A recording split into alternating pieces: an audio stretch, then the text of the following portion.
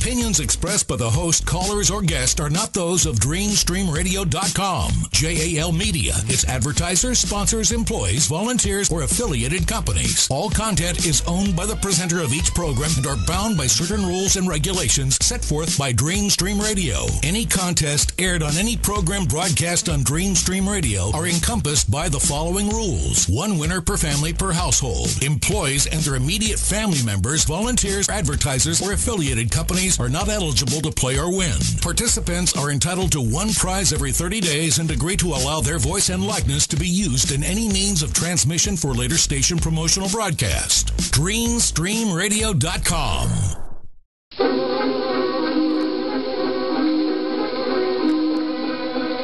Toto? I have a feeling we're not in Kansas anymore. Welcome to Mobanshi's Lair, rocking your world on DreamStreamRadio.com.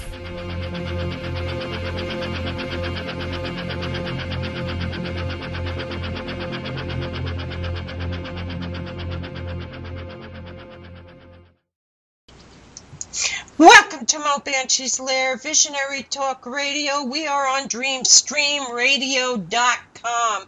I'm sorry I've been at AWOL, but things got a little crazy here. Poor Teddy went for a colonoscopy and ended up getting surgery, and it's just been really crazy here, but he's doing okay. He's home. Our guest, Dr. Joe Resnick, is in the sidelines waiting.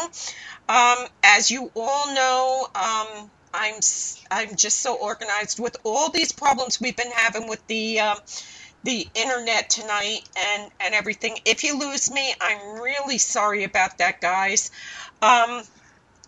Today is Fat Tuesday, Strove Tuesday. Happy Mardi Gras. It's amazing that you can have a drunken woman with her breasts bared and painted like hound dogs in the same 20-foot areas with a man holding a cross like the proverbial centurion in the same area, and no one dies. Nobody has a fight. They're all good with this. I love to watch the Mardi Gras cams the week before, Fat Tuesday or Holy Tuesday. But this week was a little lame. I don't know whether it's the rain or the fact nobody's got any money, but it was a little lame. I didn't see as much craziness as I normally do. Mardi Gras is the big party. That's the day before Lent. And many religions, they give up something for Lent. They give up candy or whatever. Most people give up something that means absolutely nothing to them. But the idea is you're supposed to deny yourself something until Easter Sunday. And of course, nobody does that.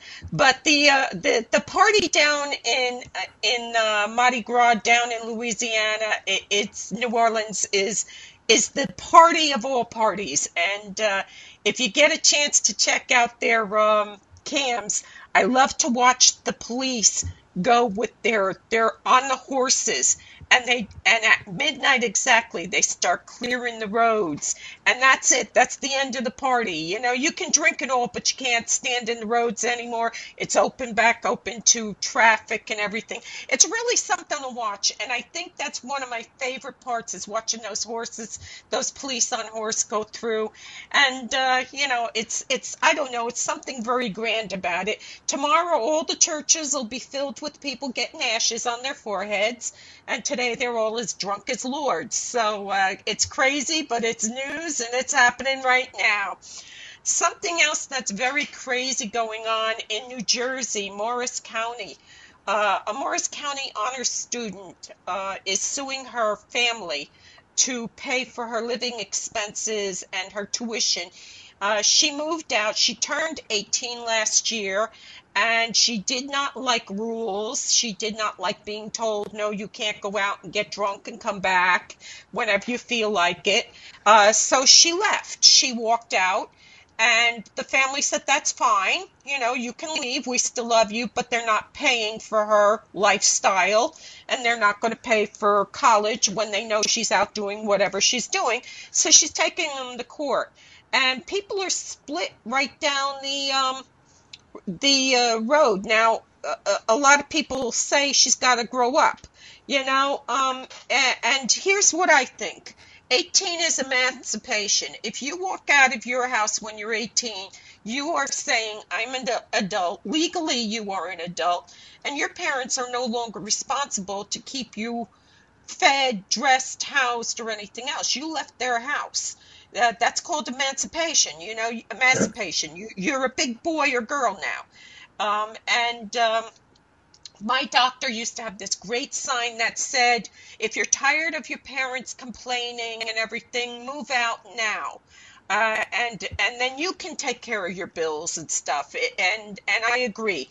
I think she's got to grow up, but I think that somebody is giving her a lot of legal help and telling her, sue your parents. And I think it's really sad because I think families have just been turned upside down, and children don't want rules, and of course they've learned that from their parent. You don't have to listen to anybody. You don't have to do anything. Well, that comes back and bites you in the arse. So unfortunately, this is going on in New Jersey. Jerry Lowe is my favorite odd news person in the world, and he posted a chat of a young girl named Rachel, and Rachel was asking a question which Joe can weigh in on. She was asking why water doesn't run off the South Pole. With her Google searches, she wasn't getting any answers. Now, a lot of people were appalled that a woman over 20 didn't understand the concept of gravity and what's holding us all, and water and everything else on the earth. But a few years ago, I remember seeing Congressman Hank Johnson express fears about putting more personnel and equipment on Guam, and he was against the buildup of military there. His reason was the Guam could tip over. So, you know, I guess we'll give this girl, Rachel, a pass on this, because we have congressmen who think Guam is going to tip over if we put 20,000 soldiers on. Joe, what do you think about that? Well, I find it incredible, Mo. First, I'd like to say good evening to everybody. And Mo, thanks for having me on. It's been about a year and a half since we've last been on. But, of course, we've kept in communication. And you're on a new platform now. You have a new place where your show's being hosted. So you're going to have a few bugs at first, but you'll get through that. It's great to be on, Mo. Thank you. I love you. You're one of my favorite scientists in the world. Right here, too, with regard to the little girl who's in a quandary about why water won't run uphill down in the bottom. You know, there's this thing out there that's been overlooked by the majority of scientists for about the last 200 years called the Coriolis effect. And the Coriolis effect impacts everything that you do. People don't realize it. For example, you flush your toilet in the northern hemisphere, it goes the right way. Below the southern hemisphere, it goes to the left. And there's a reason for that, and it's because the Earth is out there spinning and rotating at the same time on an axis around the sun. So that's why there's no water flow down there. But again, that's been overlooked by most of the mainstream scientists.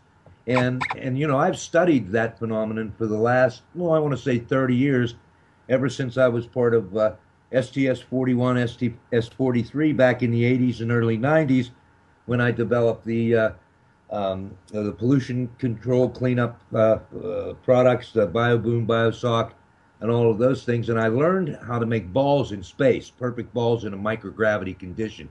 So that was all part of my learning curve. And when I brought that to my guys at NASA, my team players at NASA, they went, oh, well, we never thought about that. And I said, well, guys, guess what? Here it is. That's why. But, you know, that being said, you know, onward and upward. And it's great to be here. I'd like to say hi to everybody all over the world. I've got friends everywhere and 20 projects in motion. and I'm just tickled pink to be here tonight, Mo, to have a chance to tell you about some of these things that we're doing that are very, very exciting. Yeah, and like I said, all hell has broken loose in this house Yeah. for the last 3 weeks, and then today the internet started carrying on, and the PC started shutting down. So if I lose connection, I'm really sorry, everybody. I'm doing the best I can, but we'll have to, if we lose it, we're going to have to go back and try to do this again. But you are a busy, busy man. And first I want to talk about the Universal Mineral Leases Registry. Yes. Tell us about this. Well, I actually, when I was just a very young lad, actually about 17 years old, I first conceptualized conduct of what was at that time not even mentioned, space commerce. And I wanted to be the first person to actually conduct sales and have businesses in space. And at that time, I worked at a Kentucky Fried Chicken joint in Natrona Heights, and I actually wanted to have the first Kentucky Fried Chicken franchise in space. And that went on to foster a whole manner of things with regard to conducting what today we call space commerce.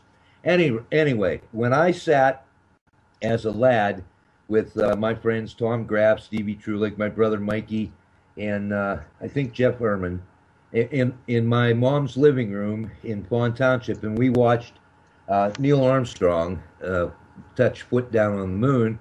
You know, that had a terrific impact on me, and as it inspired me to continue to be a scientist. I was always the neighborhood nerd.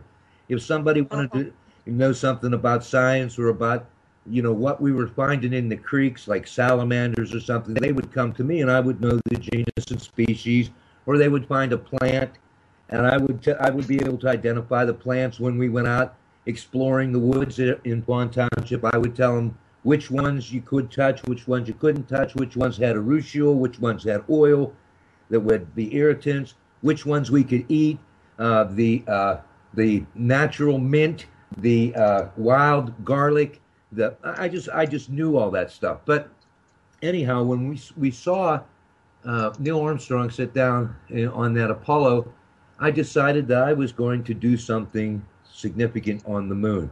So a couple of years later, actually in 1967, and at that time we just had newspapers, no internet, and you had KDK TV, and I used to listen to the news, nefariously. But the world in the United Nations, there was an announcement in 1967 that a space treaty had been signed that set forth laws for mankind exploring the planets, and that, of course, included the moon. So it took me until 1969, late 1969, before an actual first copy of the OST, I can call it OST now, the Outer Space Treaty, became available in the public library there in this little town where I lived, close to where I lived, called Tarentum, Pennsylvania, where I was actually able to go get a copy of the Outer Space Treaty and read it. And at that time, I was influenced by Dr. Richard Warren Heinemann. Heinemann was just a great, great guy, taught me how to fly airplanes. He's a very close friend of our family. Richard Heinemann, by the way, was General George Smith Patton's deputy field commander of the 3rd Army Corps Medical Division. And he had a tremendous influence on me in terms of science and my ability to learn anatomy, physiology, disease etiology, epistemology, that sort of thing. And I was only, 15, 16, 17, and here Richard was teaching me how to fly airplanes, and we had these marvelous discussions about humanity and about peace and space. Anyhow, I brought to Richard's attention that I had read the Space Law, and we had a conversation about it, and he had read it as well, and he said, Joe, that really doesn't apply to you. And I said, well, Dick, how do you mean that? He said, well, that's between the countries, and it's not between people. and they have no jurisdiction over you because you're not a signatory to that agreement, and it doesn't affect persons. It only affects countries who are signatories, and even if they're signatories, if the whole agreement isn't ratified, it's null and void and not worth the paper it's on. So I said, oh, so you mean that I can own the moon? He said, you can own the moon or any planet that you want to. Well, based on those discussions with Richard, I sent letters to the United Nations, The Hague in the Netherlands, and here I am. I'm only I'm a 17-year-old kid, and I'm writing letters to the president. I wrote and to Boris Yeltsin and to The Hague in the Netherlands, and I claimed ownership of the moon and all the planets that lie outside the third planet from the sun, which is the Earth. And I never got a response from anybody. I never received acknowledgement, never received a response, and I had always wondered, well, why? Well, the reason for that is the way that the outer space treaties are written is there is no court of competent jurisdiction where anyone can bring a complaint or an objection to my claims. Ergo, my claims have never been challenged because there is no body authorized to hear such challenges. So there's big holes in the space law, and that is that's apparent due to what's happening today, and demonstrates the real need for UNOSA and the United Nations and to get all these people together and to get all the countries together, reorganize, rework the space treaties, which I have volunteered to do free of charge with UNOSA and with United Nations, and I am going to be part of that in the future. I'm certain, by virtue of my recent affiliation with the University of Malaysia, Terengganu, where I've been appointed as the senior research fellow, with one of my projects there being to stand up a new Ticonaut, cosmonaut, astronaut program in cooperation with the Russians, with the Chinese, with the Japanese, with NASA. So I'm going to be involved in that. The point being, I set up what I call the Universal Mineral Leases Registry, and what that was, and what it actually is, and there's a patent pending on the Universal Mineral Leases Registry. It's a business model. This is a business model, and it's unique, and it's not like the Star Registry or Name a Galaxy. I think it's called Uni something that Paul Allen has just started, where they charge you money, and for as little as $5 or whatever you want to pay, you can name a galaxy, or you can name a star. Well, okay, well, in with regard to universal mineral leases, my approach is a little bit different, and my legitimacy rests in the U.S. patent and trademark law. That's where my legitimacy comes from. These other guys, I don't know what they're doing, and I really don't care. God bless them, because there's enough room in space for a lot of entrepreneurs, and it's coming. Believe me, space is the next big business, and I know this because I'm involved with it right now, not only in the universal mineral leases, which is nothing more than a springboard that has enabled me to put together a team of world-class scientists to actually undertake and to plan and finance and fund a project to clean up the space debris that is cluttering Earth's atmosphere.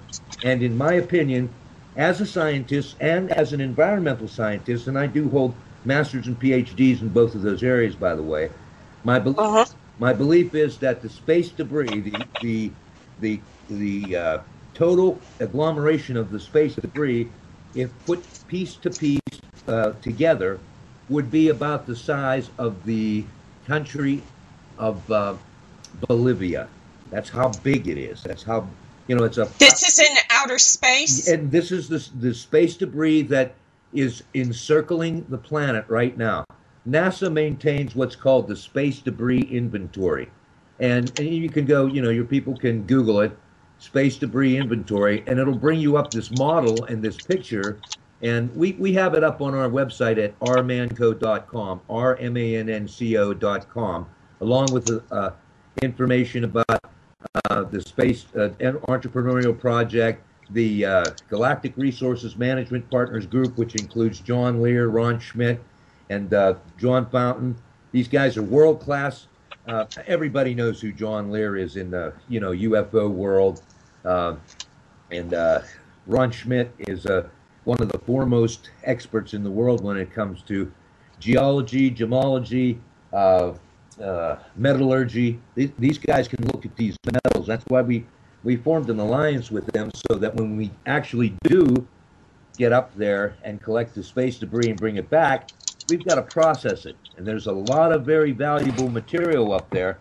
And some of the elements that we're going to recover aren't on what is considered the conventional periodic table of the elements. And the powers that be recognize that, know that. And we're going to be recovering some of that material that it's not on the present periodic table of the elements, such as the element 143 that has been described and discussed by a fellow named Bob Lazar, who's a friend of our affiliate John Lear.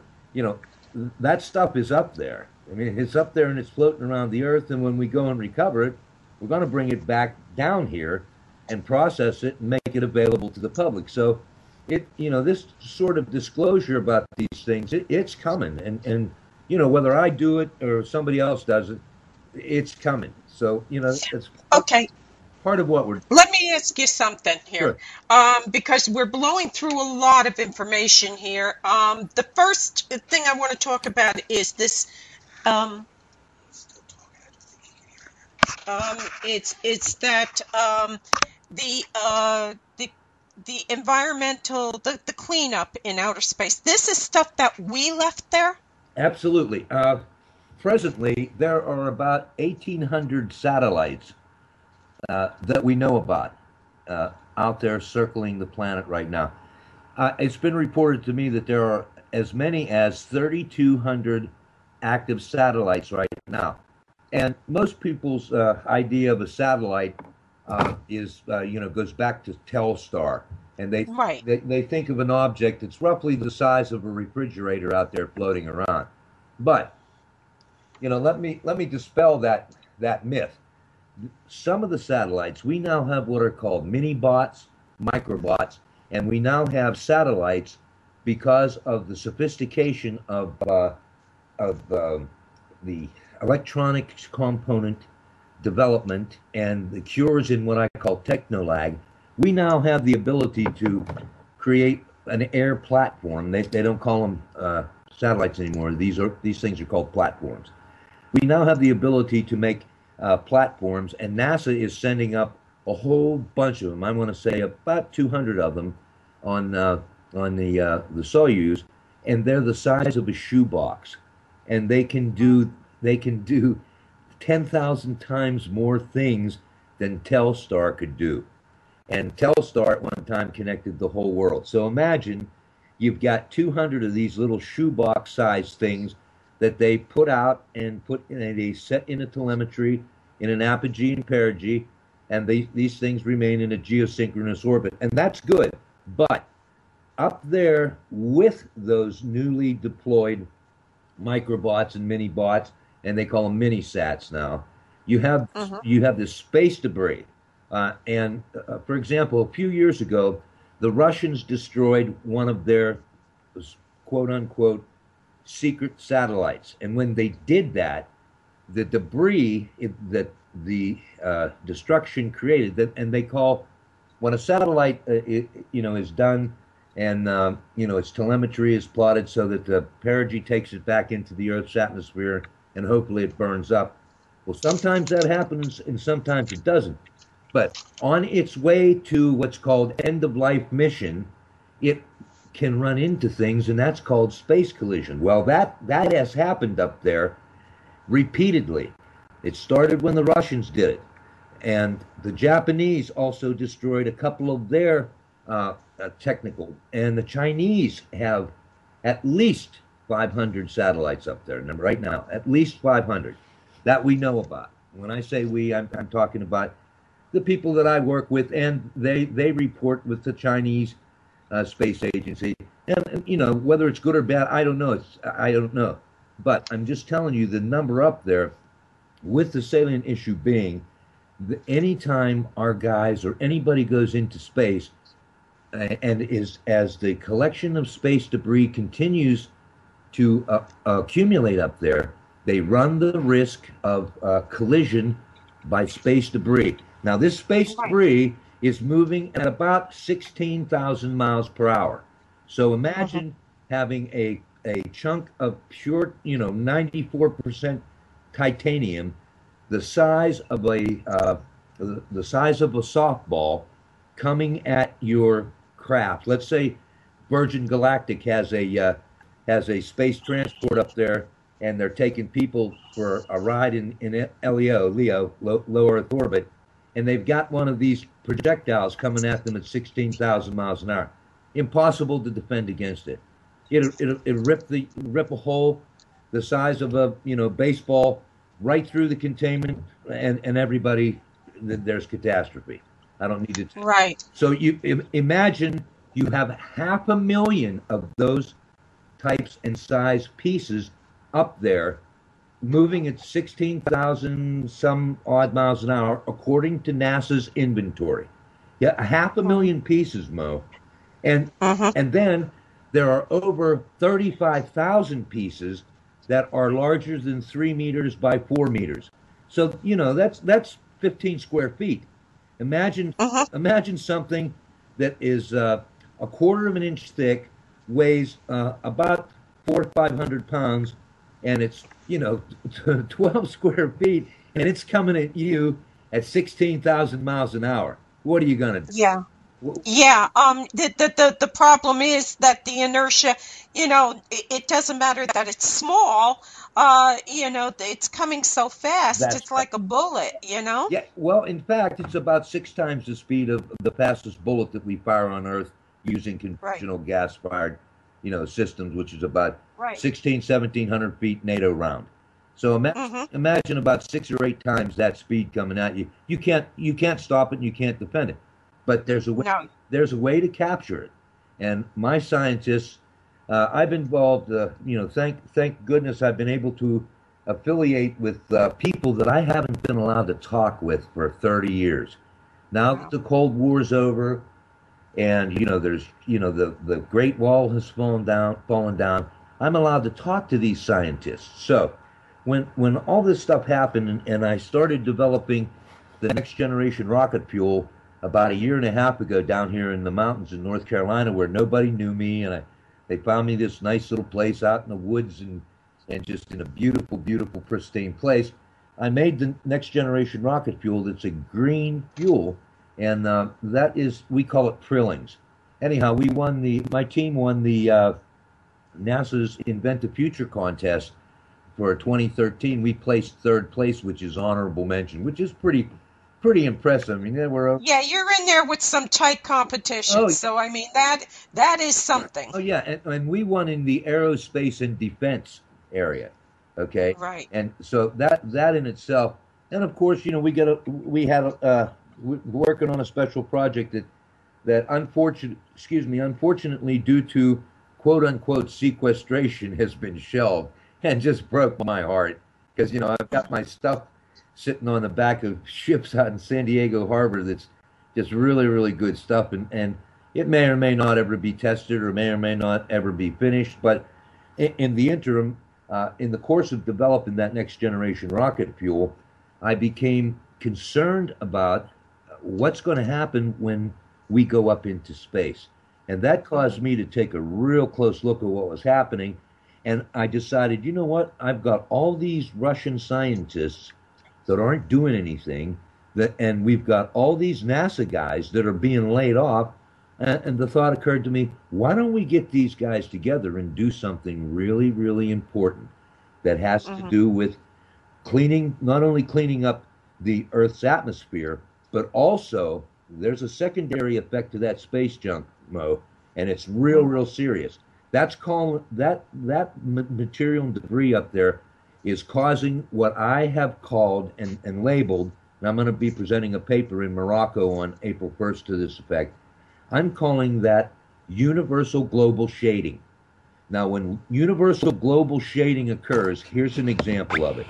If you go out in your yard and you take the swimming pool cover off of your swimming pool, which is, 40 by 80, and you lay the tarp over your grass and just let it there for 2 or 3 days, you come back and peel that tarp back. What's that grass look like? That grass, It's dead. Yeah. it's dead.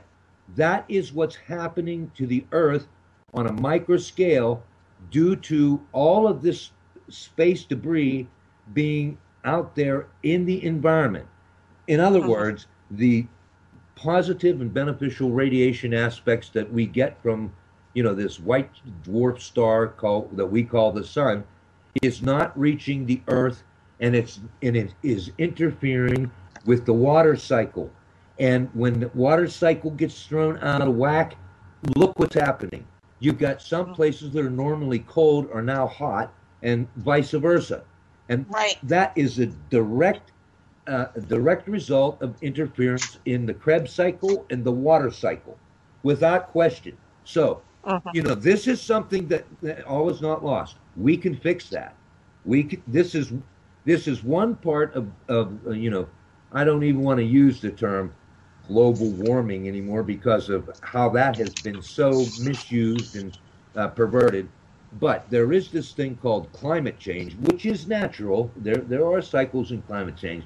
But this particular aspect of this particular problem is impacting the Earth's climate right now. You're not going to see it mentioned anywhere, but you're going to see everybody dancing around the issue. And I honestly, Mo, I can't find any place in the literature where anybody who's concerned with cleaning up space debris has mentioned how it could and how it does impact the environment, except me and my team. So, well, let me excuse me. Well, if you take it very simplistic, because I am, and you think of an umbrella and you hold it right over your head, and a 3-foot circle by your feet is dark. Now you move that umbrella higher in the air, and now that circle of shade is larger. And the higher you do it, the higher, the more shade there is. Now take this thing, put it out in space, and it might be a 12-foot piece of metal or whatever, but it's blocking a huge amount of sun that we're not going to get because it's the umbrella effect, right? Precisely my point. Yeah, I call it, that's I like that term. I might quote you on that, but you're welcome. I call it global shading. Okay, and that's nowhere in the literature. It's going to be because, again, of this paper that I'll be presenting in Morocco in Rabat at the Prince Abdulaziz seminar on April 1st. But yeah, I call it global shading, and that is really impacting the planet. But again, all is not lost. We can fix it, and that brings me back to the Universal Mineral Leases Registry, or MANCO, the space law. See, all these companies and governments as well, the governments put up their secret spy communication, and their, U.S. Space Command has a bunch of stuff up. JAXA had, the Japanese has a bunch, ESA, Ariane. They're all involved. They all put that stuff up there, and the FAA here, at least in the United States, issues a permit, a launch permit for every one of those things that goes up on U.S. soil. So the U.S. government is somewhat responsible too. But what's stopping, real concerted efforts to clean up the space debris is, it's like the little boy who crapped his pants in school and he says, "Oh, it wasn't me." Well, it was you, because no one wants to admit their liability. They'll put the satellites up there. The communications company that gives us our TV, our internet, and everything, they put those up there. And then what happens after they reach their end of life cycle? Well, when they're end of life, we don't know. They're supposed to fall back to Earth. Well, guess what, ladies and gentlemen? They don't fall back to Earth. They're up there in what I call limbo. They're in a perpetual state of orbit around this planet, Yeah. and Okay. likely to remain so, at least for the rest of our lives, our natural lives, unless we go up there and clean it up. But with that being said, I have put together this business model that provides for the funding mechanism to go up there and actually clean up the stuff.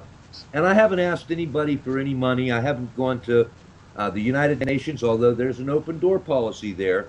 Mm-hmm. Dr. Maslan, who's a colleague of mine from University of Malaysia, who's recently retired as the head of UNOSA, and she's a former head of one of the departments at University of Malaysia in Kuala Lumpur, has left the door wide open that if anybody has any, to the effect that if anybody has any ideas how to clean up the space debris, UNOSA says, hey, bring it to us and we'll give it some serious consideration. Well, we have a plan and we have a method and a means and mechanism to pay for it too. So okay, hang on. I gotta go to commercial. I'll stand by. I gotta go to commercial, and we're dropping it at paying for it all. Right. Method of paying for it all, and I'm gonna. I always do a commercial and I do a song in case somebody needs to use the loo. And in Europe, the loo is, the bathroom. Yeah. And so tonight I'm starting off Irish Month because I'm Irish. And the first clip we're going to play is George Carlin. I used to be Catholic because it's really funny, and anybody who's walked into a Catholic school knows what he's talking about. And then I'm going to play from Philadelphia, one of my favorite Irish American bands. They're all guys from Ireland, but Blackthorn. And we're going to play Back Home in Derry, Come Out Ye Black and Tans, and Tell Me Ma. So the first one we're going to play is George Carlin, and we will be right back. Now, we do have a call-in number. After this song, you can use the call-in number, and I have to bring it up because I gave Joe the wrong number. It's 732-347-6205, and I put that in your Skype window so you could give it to Denise during the break. Okay, Joe? Very good. Thank you. Okay, and I'm going to start the music, okay? Good. Broadcasting 24/7 around the globe. DreamStreamRadio.com. Okay, hang on, everybody. Okay, we've got everybody in line.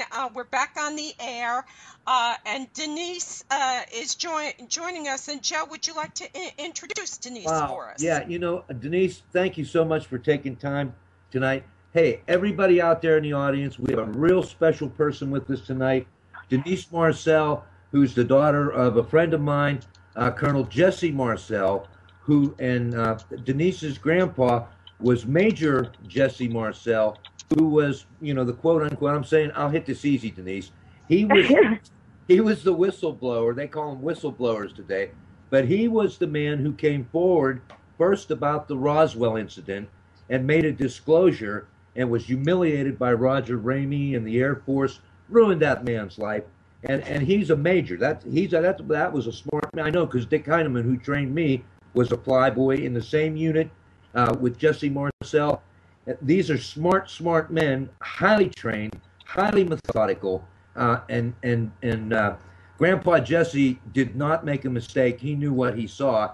Anyhow, Denise Marcel is the ontogeny of these great men, and she has. We struck up a friendship when her dad passed away, and I contacted Denise and asked her if I could put a little historical note up on the vansforvets.org website in recognition of her dad's service to the United States and to the Montana International Guard. I love Montana. I love to go and fish there at 12 Pipes, by the way, on the Indian reservations. But with that said, ladies and gentlemen, let me present. Produce. Okay. I think her parents did that one. Let me introduce Denise Marcel. Denise, welcome to the show, and thank you, Mo. Thank you. Welcome to the lair, Denise. Oh, well, thank you. Wow, that was quite an introduction. Thank you so much. I'm telling you, he's a build-up. I'm going to have him write my obituary, I swear. Yes. We were talking about his collecting the garbage and the stuff in space. Do you want to keep talking about that, or do you want to just drop that for now and talk about Denise's father? Well, now that you've made that opportunity, let's do that because I consider the Marcel family to be national assets. I really do, based on the level degree of education, disclosure, etc. Yeah, and while we've got here, maybe Mo, would you mind if I just ask Denise a couple of questions? Denise, I won't pin your ears to the ground.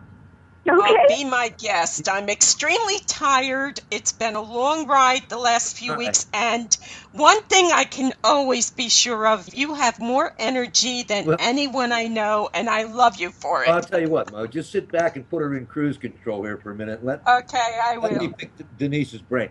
Denise, with Yes. Everyone knows who your dad is and the history behind Roswell, which has been, beaten into the ground by guys, by the people out there in the genre world and the radio shows and George Norrie and Coast to Coast, etc. But give us the scoop. What did your dad tell you? What did he tell you? Well, I as far back as I can remember, I mean, there wasn't ever like a question of, is there anything out there? It was just kind of like we just accepted it because we grew up with that. He was really into astronomy. I think that what happened to him in Roswell, that's really had an influence on that way. So we had a huge telescope in our backyards, and we camped out all the time, and it was just looking to see if we could see anything in the sky. So I mean, it wasn't ever like it wasn't ever there. It was just like something we just always just assumed was there. Yeah. Well, let me reach a little deeper and ask you this question. When did you approach your dad and say, "Hey, Dad, is there life out there, or are there aliens?" And if you could, tell me what happened at that moment. Because I've got little girls too, and my little girls have approached me, and we have had that conversation. So if you can go back in your collective memory to that. Boy.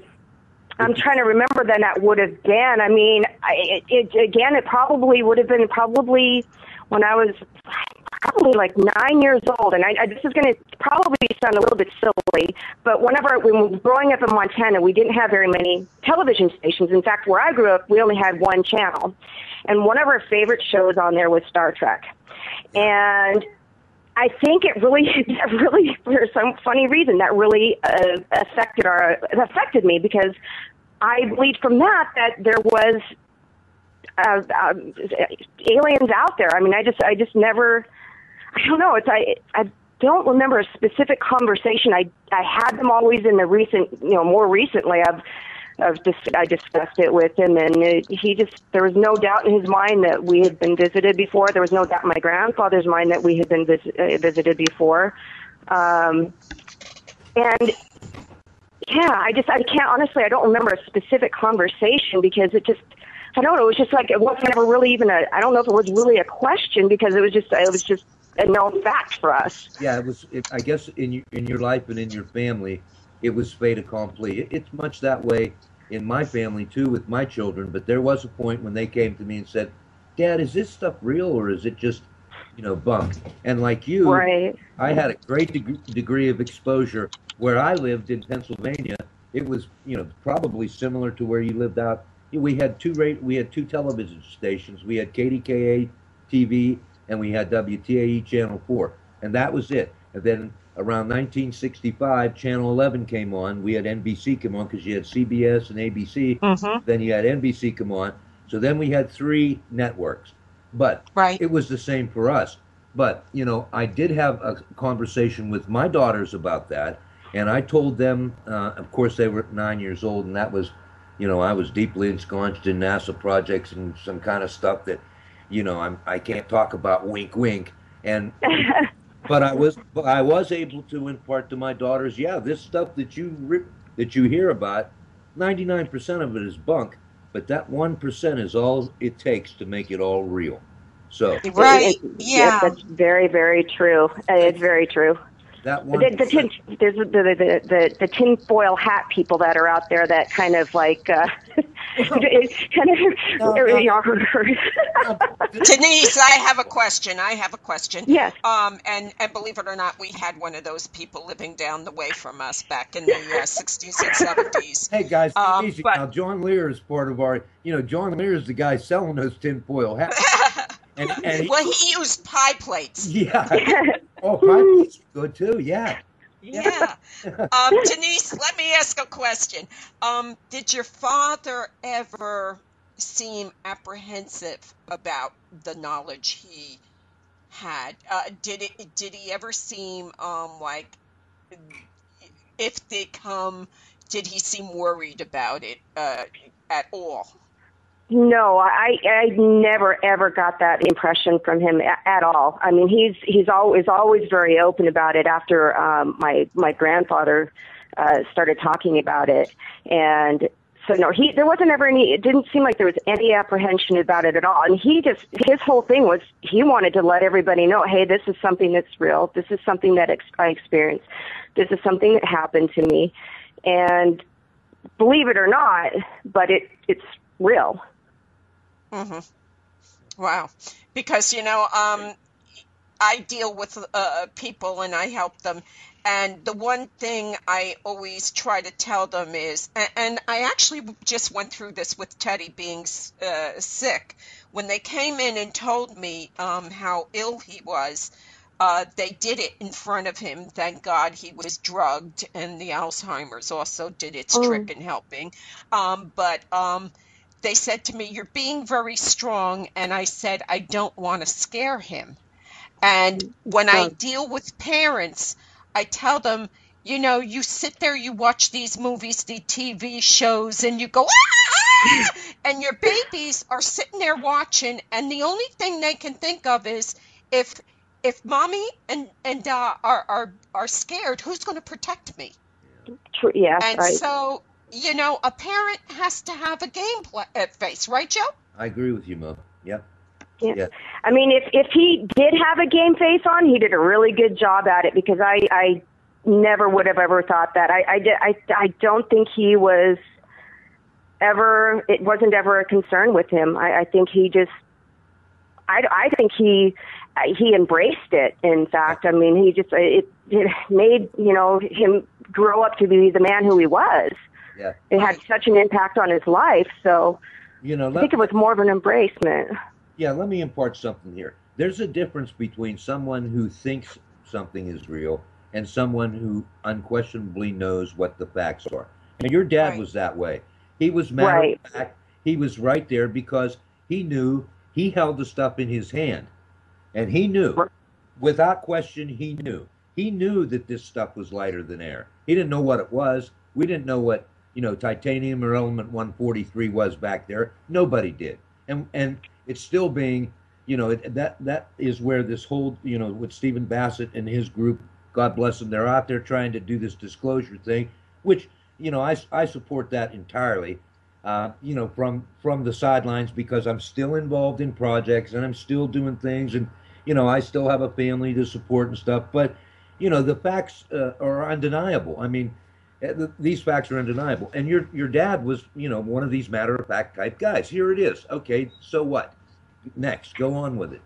So right. And that's very cool. Denise, I'm so glad that you had a chance to join us this evening and to share some of your thoughts and about your dad. And I'm going to ask all my friends out there and all my guys from SingCom and SingSec and all the Communication Army guys and, the people in Space Command, say a prayer for Jess Marcel and for Denise's grandpa, and thank them for their service to the country, and thank Denise. Denise, keep doing what you're doing, kid.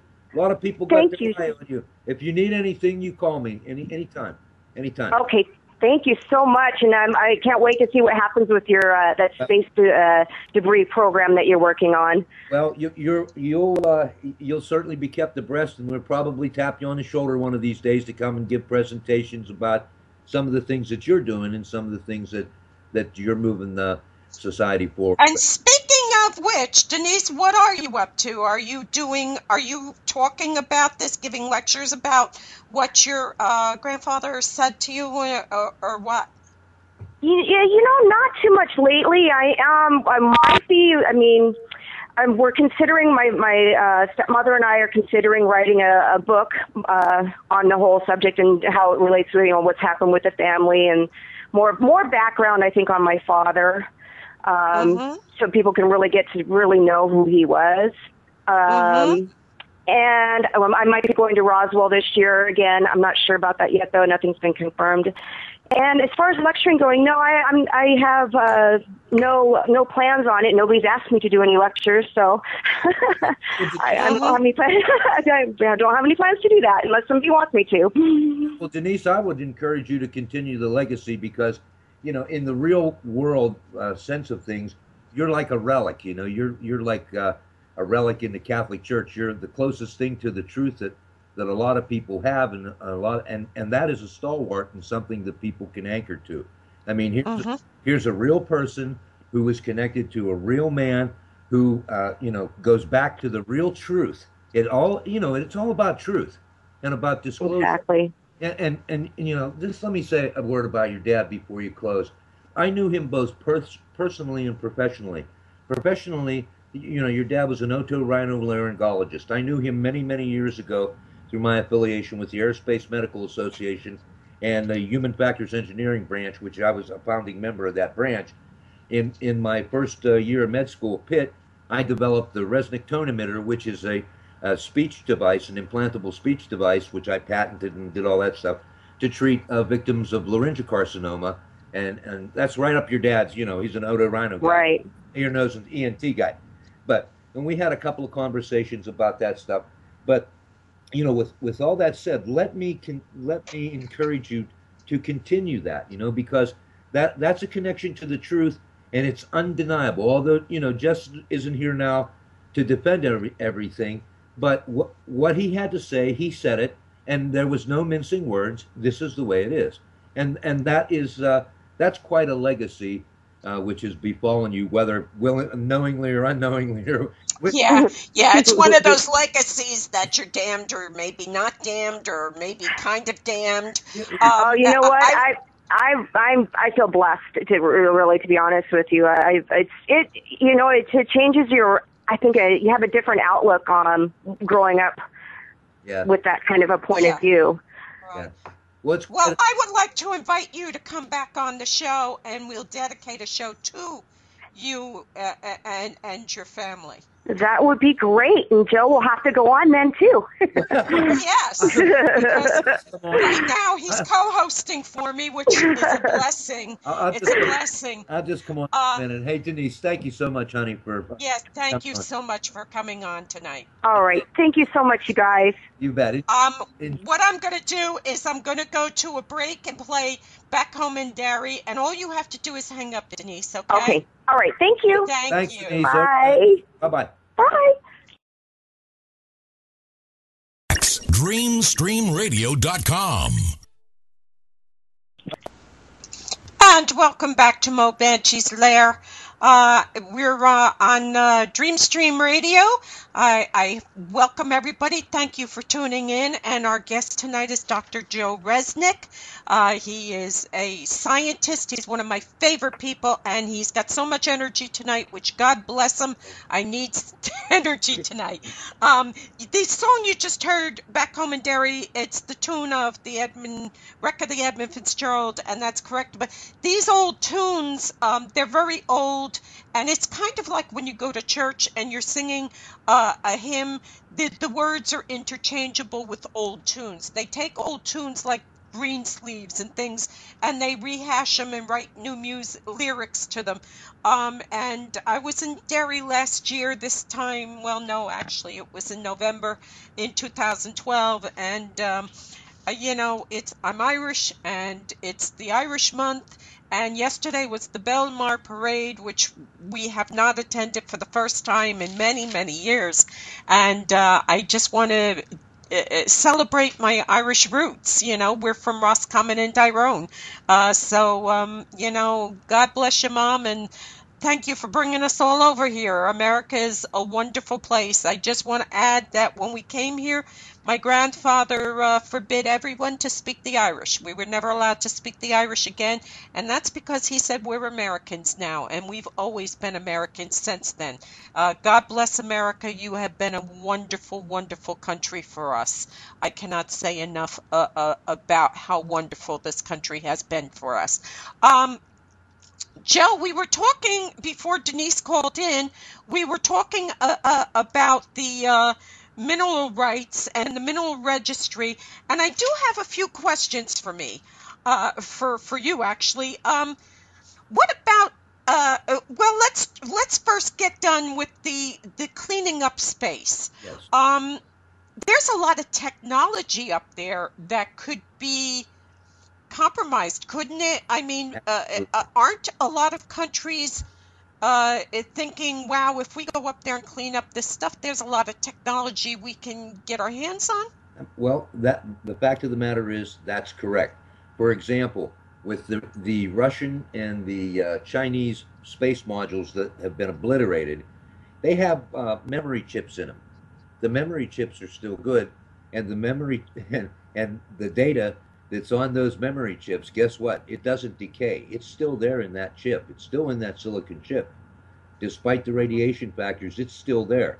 Such that when we recover it, and each one of those little components has a serial number that we can identify the make, the model, the manufacturer, the date when it was made, and all that stuff. And we can go to the people who own that and put it up there and say to them, look, we have this data, and you know we've already read it. We think you might want this back because we've got IT people too, okay?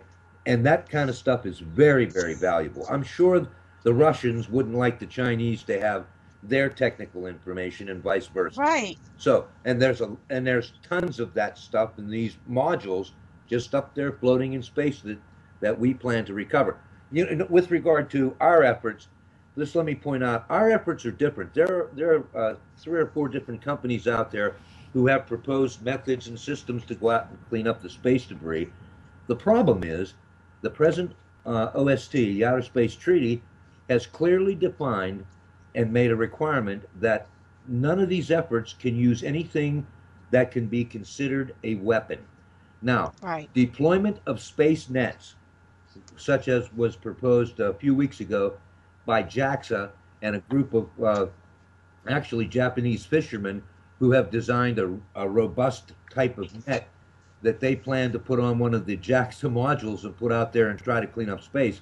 Well, they can't do that. United Nations won't let them do it. And they won't get a launch permit, well, not in our hemisphere anyhow, because that method of deployment constitutes a weapon. So you can't have anything on your SCDMs, so space debris cleanup modules, that emits anything. You can't put a net out there. You can't deploy a net. You can't deploy anything. So in that regard, you have to have a system that is totally passive. In other words, if you look at if your listeners go to armanco.com, RMANNCO.com, and just go over to the projects and scroll down, you'll find our space debris cleanup project that'll take you to a video that shows the different space modules that we've designed. We actually have 3 classes. We have the Babinka, which is a small, whether it's a baby, and when I designed these originally, I designed them in honor of my Russian colleagues, Dr. Ismailov, Dr. Belankin, Dr. Golovichev. These guys, if you go and look at who's affiliated with us, these are the former stalwarts of the Russian space program, the Soviet space program. In fact, Dr. Belankin, God rest his soul, who's a peace-loving man, spent 15 years in a Soviet prison because he wanted peace and wanted to use space for peace, and he ended up going to prison for 15 years. But anyhow, in their honor, I've named the class Babinka, which weighs about 300 kilos, the Babushka, which is the intermediary, and then the Medved, which is the black bear, which is the big one. So we've got a 300 kilo, a 600 kilo, and a 1200 kilo capacity modules. And we're in the process of prototyping and designing fleets of these things. So, and the way that our machines work is they are placed into the orbit, and we have ion pulse motors being developed, right? Not developed, but built right now that provide the passive ion propulsion systems. These Russian guys I'm affiliated with, these are the world's premier eminent scientists with regard to ion propulsion. In fact, Guy Kramer, I just reached out to Guy yesterday, and Guy, who's the grandson of Donald Hings, the inventor of the walkie-talkie, and who's largely responsible for our world communications systems that exist today.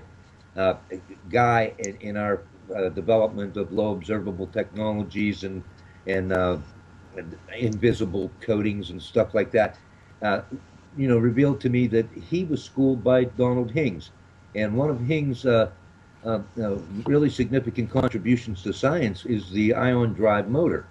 And I've reached out to Guy and said, "Hey, Guy, I need you to come back into this project and get that thing out that you told me about so many years ago because we need it on the machines." But anyhow, the way that our machines work is, imagine we shoot these things, and we've formed an affiliation. Our Manco has formed an affiliation with probably the premier launch company on the planet. They're called Interorbital Systems, and they are operated by Randa and Roderick Millarn, who are students of Professor Lutz Kaiser. Uh, Lutz probably, Dr. Kaiser is the world's greatest rocket scientist today, and the reason for that is he was the protege of Warner von Braun. So Okay. we have that affiliation that we fostered, and in fact, the president of our company, Sherm Haas, and Dr. Ismailov, who's in charge of the Space Launch and Propulsion Systems Division Unit in our man. We got a caller calling in. Hang on and let me All see. Ah, shoot. You're gonna have to call back. I'm sorry, I messed it up again. So just call back. Okay. Okay. Thank you. Uh, Resume call. Are you there, Joe? Yes, I am. Okay. Yeah, I messed up that call. And now I have to figure out how to make this smaller. There we go. I'm getting it. Yeah, I'm new at the caller thing. When people call in, okay, add to group call. Yeah. Okay. Hello? Hello. Hello. Hello. And who is calling? This is John Fountain. Hello, John. How are you? Hello, Joe. How's my boss doing? Good. Listen, John Fountain. Let me tell you who John is. John is in charge of our cartography division and has done all of the mapping for the Universal Mineral Leases Registry. He is taking. Wow. He's quite a guy.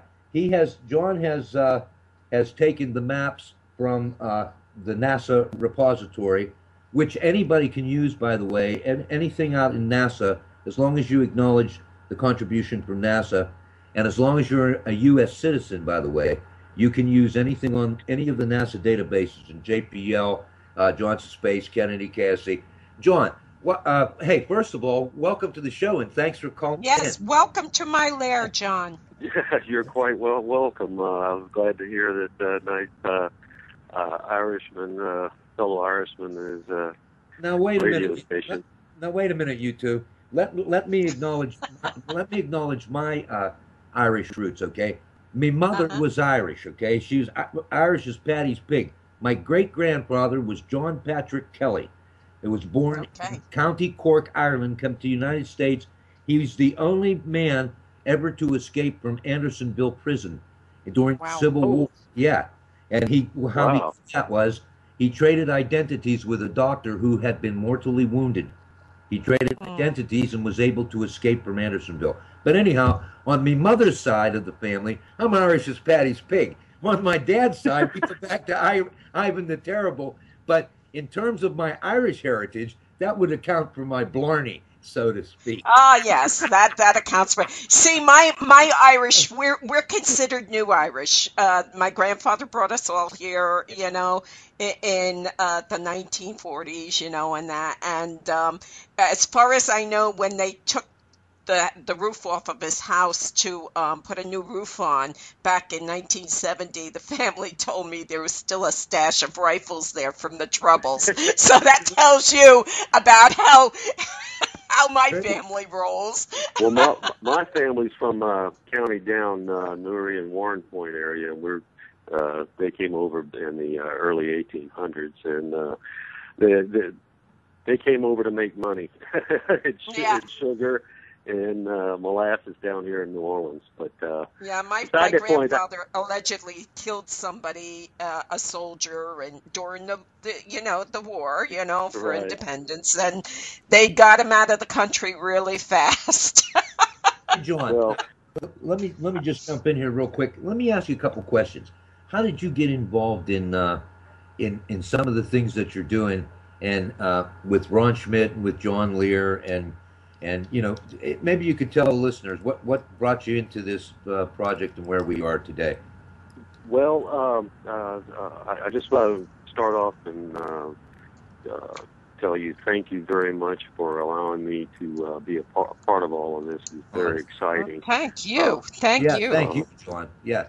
And I started basically looking at old moon photos that John Lear had posted on the net, and through my nom de guerre, Sergeant Rock and Roll, I used my CAD experience to pull up some of John's photos and highlight some of the anomalous structures that I found on the old photos that John had. And through that, through my affiliation with John, I hooked up to the Pegasus Research Consortium, which Ron Schmidt operates, where we have all kinds of great scientists and inventors, and I kind of just hung around there and added my 2 cents in, and then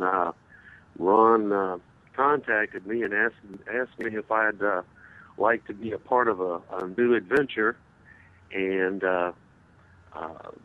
I guess that's how we formed the Galactic Resource Management Group with John Lear, Ron Schmidt, and myself. And we basically, Ron runs the website for the Galactic Research Consortium, and we produce the maps and the lots that you can purchase through the Universal Mineral Leases Registry. And through that affiliation, I became friends online with Mr. Resnick, and it's been an adventure ever since. Well, hey. Okay, so I got a question. You can read the maps of the moon, but can you get to the local 7-Eleven? Good one. Yes, I don't need a GPS system. Okay, good man. No, let me throw something in here. First of all, when I started sniffing around here about a year or so ago, and I started pulling together this new team based on the new patent application that I have pending for this business model, I started looking at guys' backgrounds, and John's background, and it's I don't know, it's not coincidence, but all of these guys go back to having either worked or been affiliated with Area 51. So, that, and I looked at John's background, then I looked at Ron's background. Well, Ron was in charge of installing all the security systems out there at S4, S1. And of course, we know about Lear's background. He was an expert.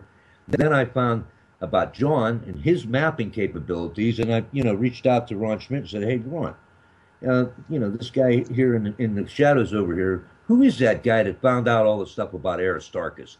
John, maybe you want to mention about what you were able to find up there and contribute to that project to John Lear about Aristarchus and all that stuff up there, because there are people who are interested. In fact, I had just a message here now that someone said, "Hey, Joe, see if Ponton will talk about Aristarchus." Could you shed some light on that?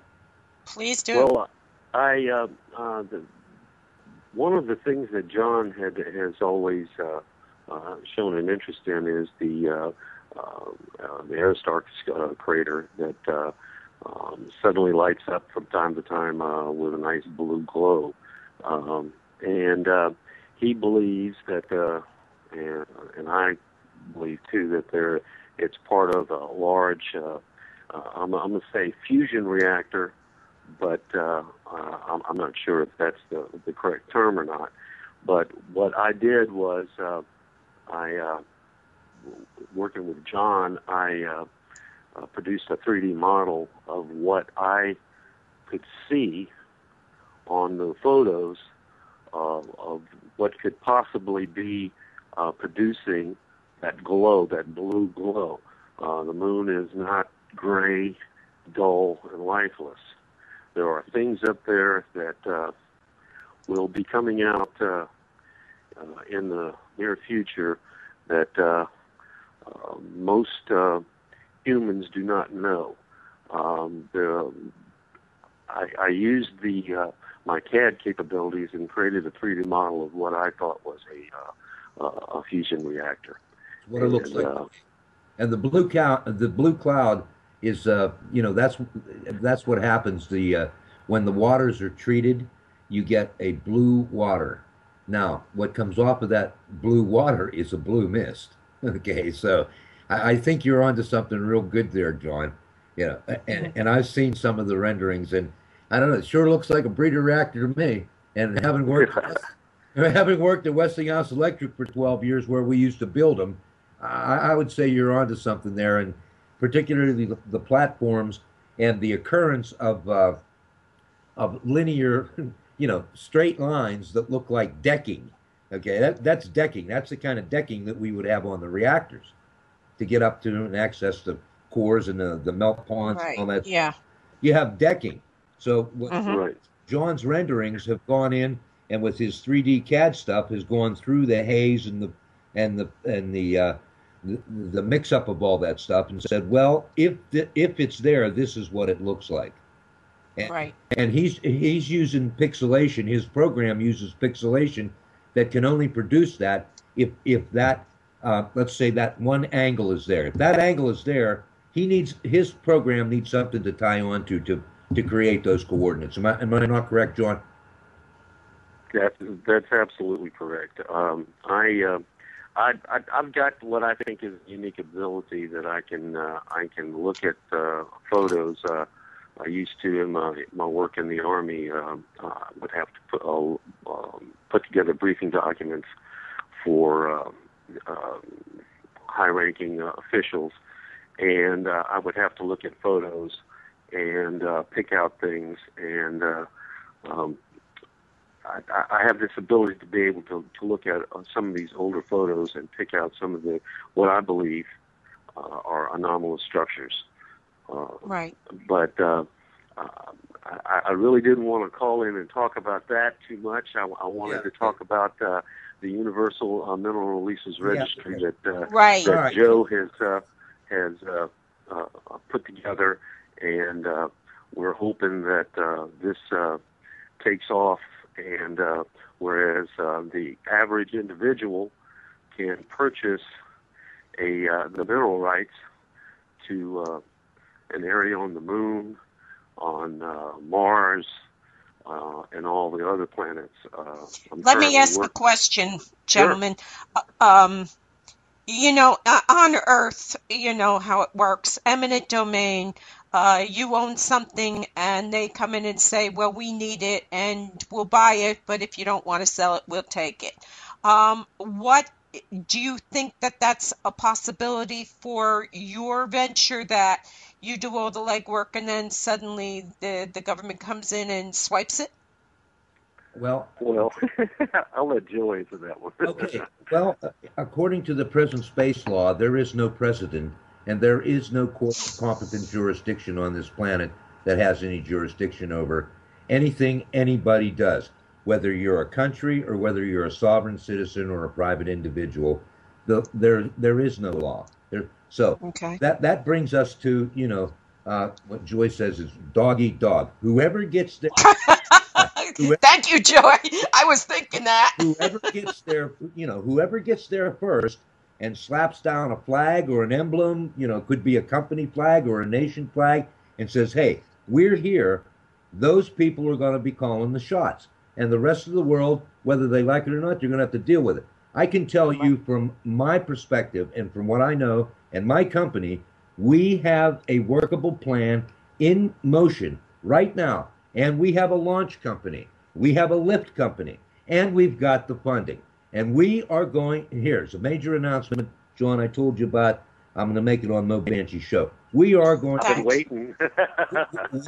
Armanco is going to the moon, and we are going to harvest H3, and we are going to bring it back here to the Earth, and we have 3 different companies and research organizations waiting for receipt of that substance.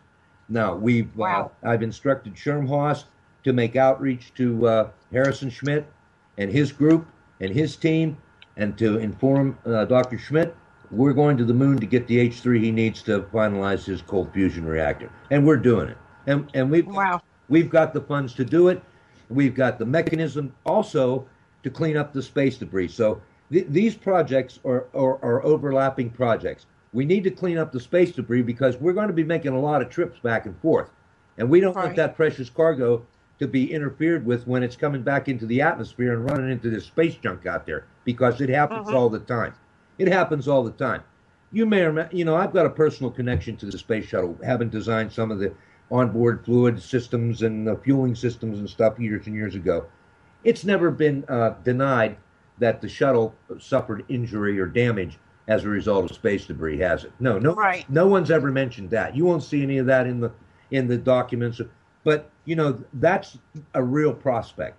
That probably, without question, that may have happened, and no one will ever know about it because it's too late now. But we don't want to take that chance.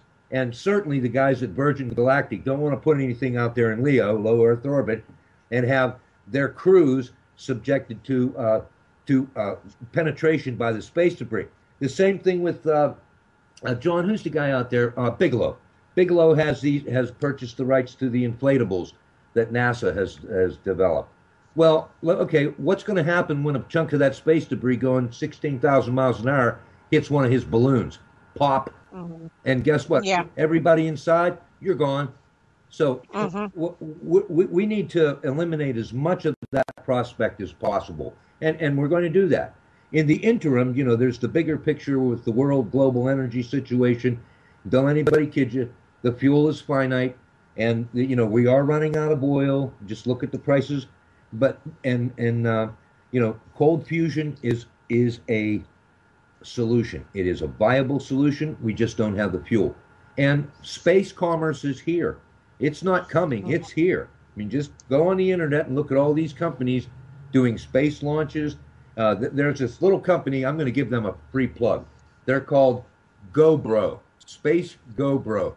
And there's these 3 guys that just finished school, and they're building satellites that are the size of a pack of cigarettes that you can put up in space. Your own communication module that you can put in space, that they lift into space for about $400 on these balloons that Dr. Brand and his group down in Australia are launching. You can put your own satellite up there on your own broadcast frequency, and you don't need the FAA, and you don't need anybody's permission to have your own discrete satellite communication. So that is how far that satellite communications and communications has evolved in just the last 30 years. So, just think of what it's going to be like in another 30 years. I mean, it's going to be tremendous. But in the interim, we can't keep putting stuff up there in space because we're choking the atmosphere. And it's let me ask something. You see, because okay, yes, I understand that we need to clean this up in space, but we also have the Great Pacific Garbage Patch here on Earth, and it's the size of Texas. And the thing that stopped cleaning that up is they say, well, it's going to cost money to reclaim all this plastic, which I think plastic should be illegal for everything but medical use. But because it's not biodegradable. But the thing is, when you get all this garbage, what are you going to do with it? How are you going to dispose of it once you collect it? So the money, it's a big venture that's stopping that cleanup. What are you going to do with this junk you collect? Are you going to recycle it, or what are you going to do? That's why we brought in the expertise of the Galactic Resources Management Group. We brought in Ron Schmidt and his team. But I can tell you, I already have inquiries from 16 different museums that have asked to be put on a list to purchase space debris for display. Right. And that's not to mention contact by some guys that have tapped me on the shoulder and said, hey, Joe, if you get something you guys can't recognize, why don't you give me a call? Here's my card. Well, in anticipation of us recovering element 143 that's up there, that's been smashed. Of course, there's also rare metals and minerals, exotic technologies that the average human does not know about. Yeah, there are metals up there and substances such as the crystalline substances that are not grown in an Earth environment. And there's probably about 70 or 80 metric tons of pure gold up there, 0.99% gold. The gold alone, the titanium, the strontium, the chips, I mean, it's worth, well, it's worth the people that have approached us and said, look, we want to put the money up. We want to bankroll you to go do this. So, they have looked at, our preliminary business plan and our business models and said, hey, yeah, this makes sense to us. So, and this is going to create a whole industry, because when you bring this stuff back, it's going to have to be broken down, and that kind of thing. So and I'm just going to take the gold as an example. Yeah. You're going to have to retrieve all this gold and then, that kind of thing, clean it off of the different the objects that the gold is used on and all. So that's going to be a whole other industry, right? That's right. And that's why we brought, Ron Schmidt in. Ron is the type of guy, he's not only a metallurgist, but he's also a gemologist, archaeologist, and can literally you can put just about anything in this guy's hand and he can tell you what it is. He'll tell you what it is. He'll tell you specific gravity, weight, and if he looks at it closer with a loop, he could probably tell you, the source, where it came from. He's never ate the food at a VA hospital, huh? No, he. Because you can't identify that. I think he has. But hey, John, thanks for coming on tonight and for opening the thank door. You, John. And thank for you so much. for pointing the people to umlr.net where they can get involved in this. And again, the legitimacy for my claims. First of all, when it comes to selling the mineral rights to minerals on the moon in these plots, that's a business model. That is a patent pending business model. Unlike these other people out there who are selling names of stars, I don't see a patent pending on their stuff anywhere. I've got a patent pending on my stuff, and I dare say when this patent issues, that will be the first patent to issue that is related strict. How long does that take, Joe? Oh, it can take years, but and we have not moved for acceleration because this is a new area, and there are continuations in part being submitted even as we speak, by the way. So this is, someone has to start the space entrepreneurial movement and do it in a way where it's absolutely legitimate. And as we all know, industries are started with U.S. patents and foreign patents. So I've started this, and I'm an inventor. I hold 26 patents, 12 of them classified. I have 2 more coming out here in the next year or so. But I've started this. This is a business model, and you can patent a business model. For example, Domino's Pizza, they don't have a patent on pizza. What they have is a patent on how to make their pizza and how to sell their pizza in a certain way. In much the same way, I've put together a business model. The other guys out there selling names or doing stars and naming galaxies, where's your patent? When you have a patent pending, or where's your legitimacy? And they say, well, we're going to do this in fun research. Well, that's good, because space is big enough for everybody. Quote me on that, world. Space is big enough. There's enough room for everybody. And a lot of people can make money. And You know, people who don't have jobs, start a space business. Then you won't be on welfare anymore. You can start a business. Don't get me started. That's right. Don't get me started. Start a business. Well, I don't want to hear anybody well, complaining that they don't have any opportunity. Yes, you do. Just look up. Just look up. What? There's all the Joe, John. I just want to say, as a sign off, I just wanted to say thank you very much for allowing me to be a part of this great effort, and it's given new life to this retiring old man. I appreciate the affiliation very, very much, and I just want to sign off and tell everybody thank you very, very much. And, John, Thank you so much for calling in. John, let me jump in here for 1 second and say, first of all, the world will never know about you, and you're a silent hero. Thank you for your service to this country and to humanity. What you do, thank you very very much. You're leaving a legacy to the lads that they can be proud of, and someday I'll tell them. I appreciate it very, very, very much. And Mo, Aaron Gobra. God bless you too. Good. Thank you. Okay, John, Ireland forever. Yes. Thanks for calling.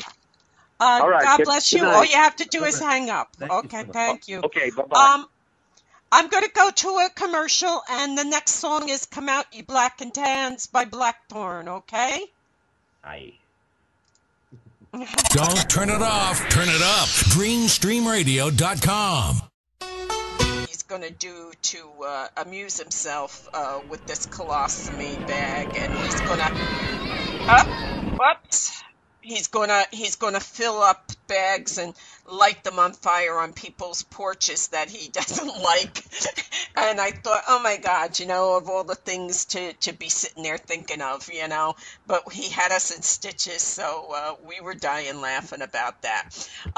We just had John Fountain Sr. on, former chief, cartographer for the U.S. Space Command, and he was talking to us. We've had incredible people calling in tonight and talking to us.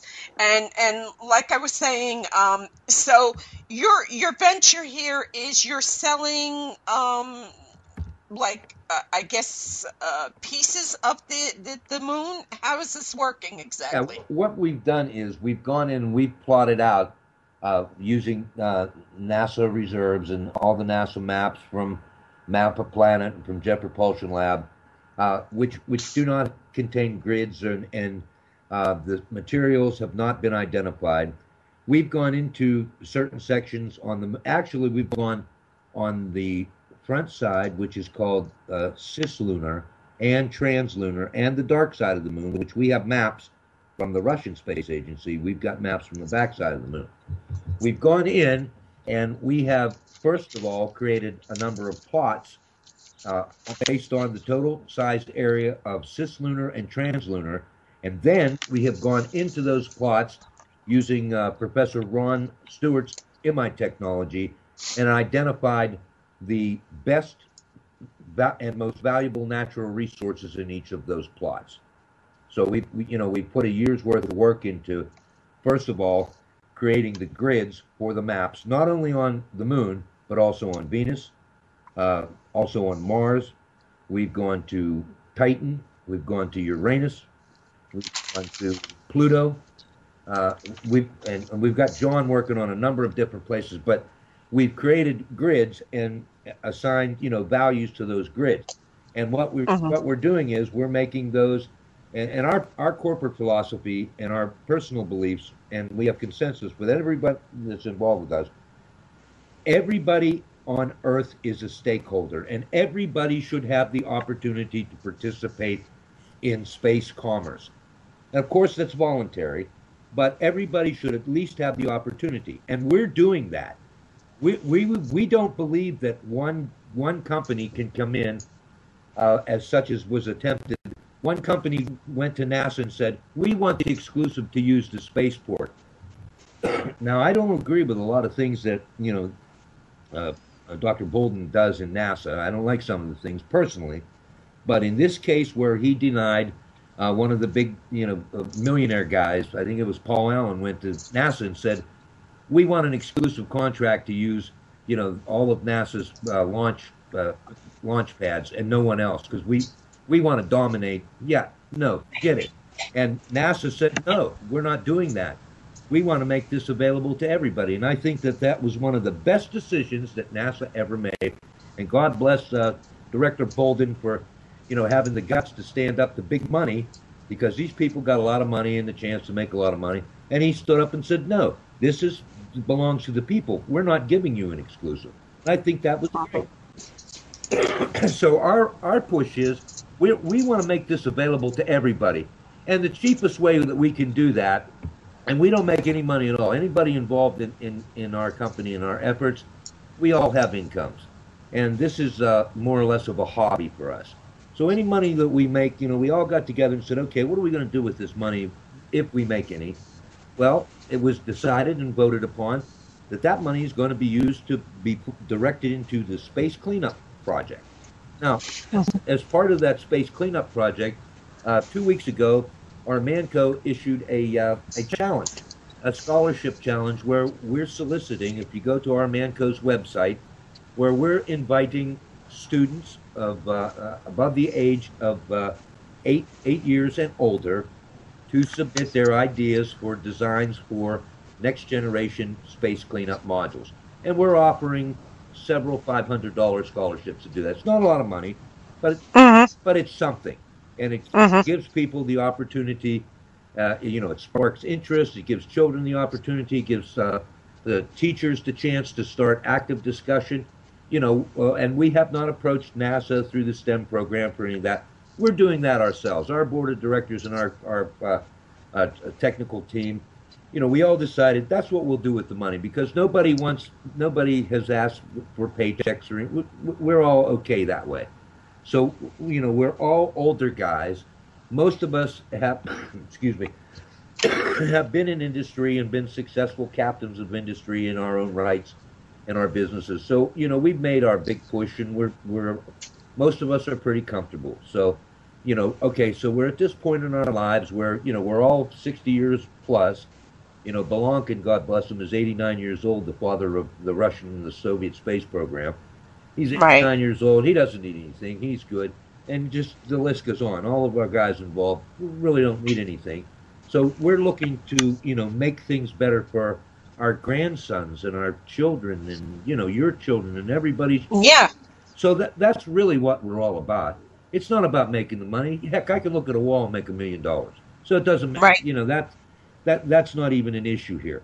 The issue is to use our resources to go and really make a significant contribution before we walk off of this planet. That's all any of us really have anyhow. So, what we leave behind, will affect our children and mankind for years to come.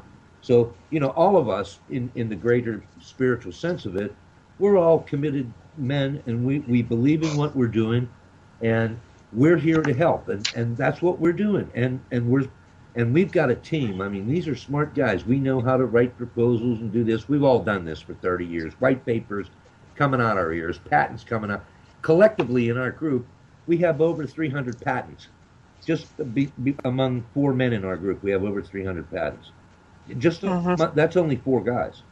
Now, if we brought in the other guys that we're, talking with now from ESA and from Ariane, that knowledge base just continues. And we have over 300 patents now, and if we add up the age of the guys, we have over 400 years of collective scientific experience just in 5 guys. So, and as that information pool and capability continues to grow, that capability in terms of what our company can offer to somebody with a problem, that just expands and increases, and it's exponential as we continue to add guys like Dr. Claudio Bruno or Dr. Valery Golubichev, these kind of world-class scientists who, their reputation's unquestionable, and their scientific prowess without question. Guy writes over 200 papers, 300 technical papers. I mean, those are the kinds of minds that we have involved with with this project, with these two projects. And the UMLR, that is thrown in there simply to solve the problem of bickering among the companies that have caused this in the first place. Because, you know, I don't have any satellites in space. I've never put anything in space, but I've come up with a way to go before the world audience and say, look, okay, you put a satellite up, but you know, they're up there in pieces now, and you say that you're not going to clean it, or you're not responsible for it. Okay, and that kind of attitude is stopping the world from making progress. And Right. a residual side effect of that, an impact, is this global shading thing that's happening. Just go open your door. Just go outside your door. You don't have to believe me. Just go outside your door and see what's happening to the environment and to the weather patterns from the time now in your life to when you were 20 years old or 15 years old. Just go out and look. I don't have to write a book on it or publish a paper or give you references. Just It's changed. It has changed. absolutely. You know, when we were kids, snot noses, you know, we could go outside and it just the air quality was different. The weather patterns. Yeah, we always got snow in the Not only winter, that, but not like this. Not what's going on now. no, I didn't. I never heard of a tsunami. I never heard of a tsunami until, Yeah. you know, I may have read about it or encountered it in my studies, in my meteorological stuff. Never saw one, never heard of one happening, not until I was over 40 years old. So, you know, for the first 40 years of my life, there were no tsunami. None that I was aware of, anyhow. And I'm pretty well read. I don't miss too Yeah. much. But, Getting back to, yeah. you know, the people that you're working with are living legacies. You know, Yes, they're and they need to be used. These are the people who were there when much of this was developed. Even if they didn't work on it, they knew of it, and their wisdom is invaluable in this. Yeah, yeah. Well, the fact of the matter is, in this position in Malaysia, they came to me. They came to me and said, Joe, we've got these problems. You know, we want to create geoparks in Borneo, and we want to create geoparks and do this international stuff, and we want to put together a young astronaut program in Malaysia. Malaysia is a very, very progressive country. You know, they get a bad rap because they're a Muslim country. Well, so what? So, I mean, I don't have any problem with that, but very, very progressive, and most people would think Malaysia and Borneo, you know, their perception of that is, you know, the Little Rascals, Wild Man from Borneo guy. Yeah, yeah. No, believe me, it's not that way. These people are absolutely very sophisticated, and they've got the richest guy in the world financing them, the Sultan of Brunei, God bless him. Yeah. And the country is absolutely progressive, every bit as modern as Miami Beach, where I'm going. It's a mirror image of Miami Beach. The campus has everything that we have. It's at Carnegie Mellon University and at Pitt, at MIT. We've got all the latest instruments. We've got all the Perkin-Elmer stuff in the institute. So, you know, and they came to me and they said, Joe, you know, we're between Scylla and Charybdis here, and the Russians stood up the Malaysian space program, trained their astronauts, and well, we've only got three Malaysian astronauts, and they were all trained in Tashkent and in Uzbekistan, and you know where Dr. Ismailov lives, by the way, is presently living, and soon to come in the United States. But they were all trained there, and I'm going over there to sort of be a peacemaker, so that you know I can use my influence and my reach back to NASA to get NASA back into the program over there in Asia, because the presence in the United States is sort of non-existent over there, particularly in terms of what NASA and part of its mission is to share everything that it's done, you know, at the grace of the U.S. taxpayer with the world. But that's what it's all about, and part of their mission, you know, involves Asia. But you know, for one reason or another, over the various administrations, NASA has been alienated. Well, part of what I'm going to be doing is, putting the Band-Aids on that situation. Right, bridging the gap. Yeah, Yeah. and getting us all together, because with me, it's not about politics. It's not about political lines. It's bigger than that. I'm all about, you know, really about peace and about using science to help create a better place for all of us. We're all stakeholders in this planet. Yeah. And we're all stakeholders. We've all got, you know, you think it doesn't matter if you go outside and you're driving down the street and you throw that bubble gum wrapper out the window. You think that doesn't have an impact? Well, it does.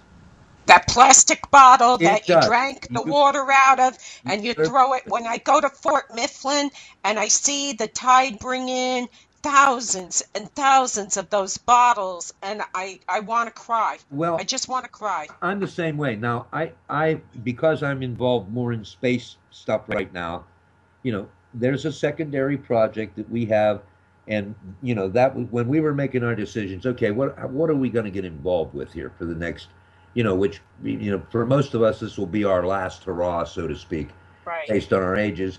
But we had the option to clean up the plastic that's out there at sea, and there isn't consensus among the ship operators. They're still allowed on the high seas to dump all of their garbage out in the high seas, and we all know where that ends up, because I personally have rescued how many hundreds of leatherback turtles and Mm-hmm. down in the Caribbean, to take the Coca-Cola things around their necks, take them off their necks, Right.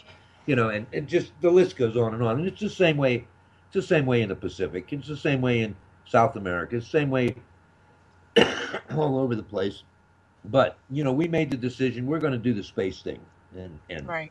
that's what we've decided to do. But you never know. I may, this project is Well, only. we're running out of time, Joe. I, So let's find out exactly your last thoughts. I'll give you like 2 minutes. Okay. Well, first of all, I'd like to invite everyone to become involved. And when I say involved, we don't necessarily want your money. A lot of people, the economy's bad right now. A lot of people don't have money. But hey, you could say a prayer for us. We'd appreciate the Mm-hmm. prayers. And, we'd appreciate you talking us up. Have a conversation about space and about the environment, and give some serious thought and consideration to what's happening out there in the atmosphere, and consider how that impacts you, and do a little bit, do your own thinking, do your own research. Don't believe me, don't believe people. Do your own research, and you'll come to consensus with us.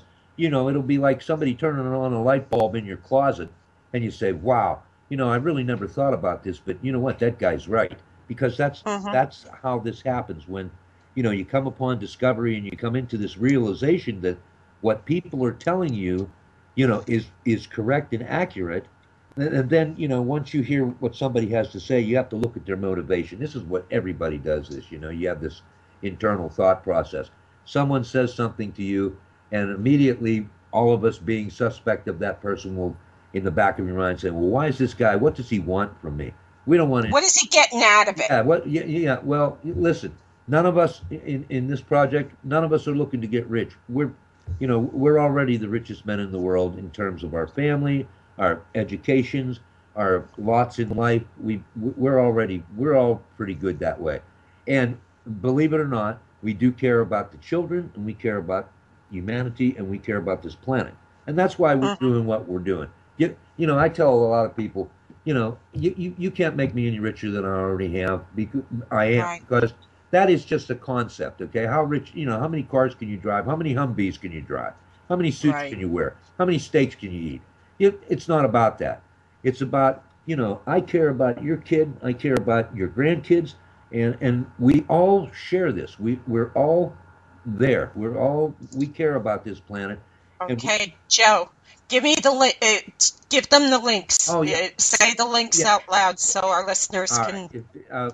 First of all, go to www.rmanco. That's RMANNCO.com. That's our corporate webpage. You can find any of the links related to the Space Debris Cleanup Project there under projects. There's a landing page up on the top. Go to projects, or you can go to umlr.net and that'll take you to the landing sites and links back to Ron Schmidt's company and to John Lear's company, and all about you can purchase the mineral leases for just $19.95, and we have, that money goes right into the space debris cleanup project and goes to support the space debris cleanup. None of us, not, we're an S1 corporation, we're a privately held corporation, but we are supporting scientific research from this. Right. So umlr.net, armanco.com, and you can go and see our videos. We have a website up on that has expired because we don't need the funding anymore. I had posted on what's that called? Rocket, I think. On rockethub.com. We have a project up there, the Space Debris and Mitigation of Climate Change project. We've already closed that down. I only ran it for 3 weeks, but you can go to rockethub.com and look up Space Debris Cleanup, and that'll take you to our page, and you can see who's all involved, who's been involved, the whole story of the development of the Universal Mineral Leases project, the basis for, my claims to having ownership of these extraterrestrial bodies, and where my legitimacy rests in terms of the patentability and the business model and creation of what we call space commerce today. Thank you, Mo, for the opportunity. Thank you so much for coming on, and you're always welcome to come on. Next week, I'm not sure. I think I'm going to have the nephew of the kid that played Alfalfa on the what do you call it, on our gang? Yeah, the Little Rascals. Yeah.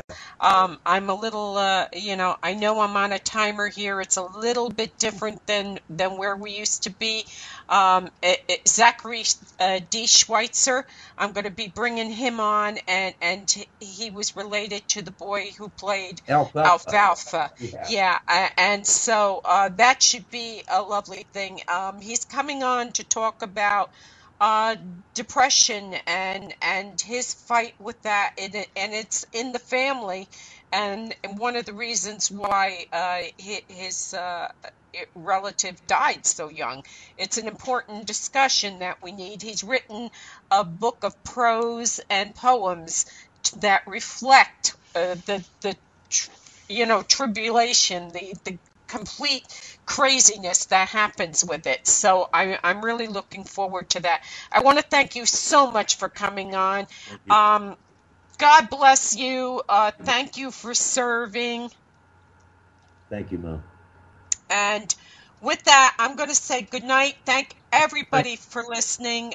This was great for me to get back on the air because I love doing this. I love learning. I love teaching people. I love finding out everything that's going on. So God bless everybody. I hope everybody has a good week. And you got an hour left to watch the people on Mardi Gras cams. So go check it out. Thanks, Mo. Good night, everybody.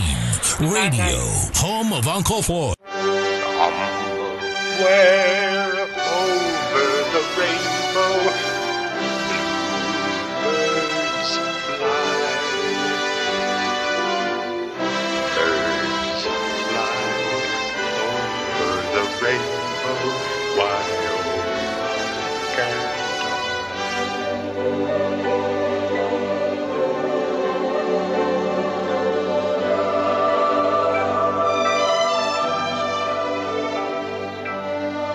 Thank you for visiting me at my lair.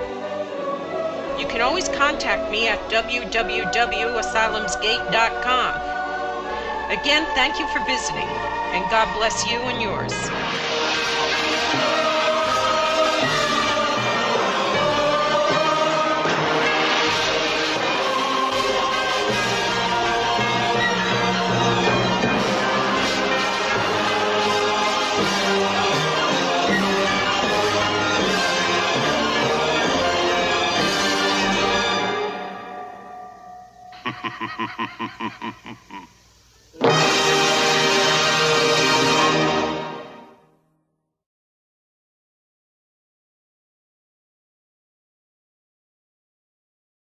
One of my favorite parts is watching those horses, those police on horse go through.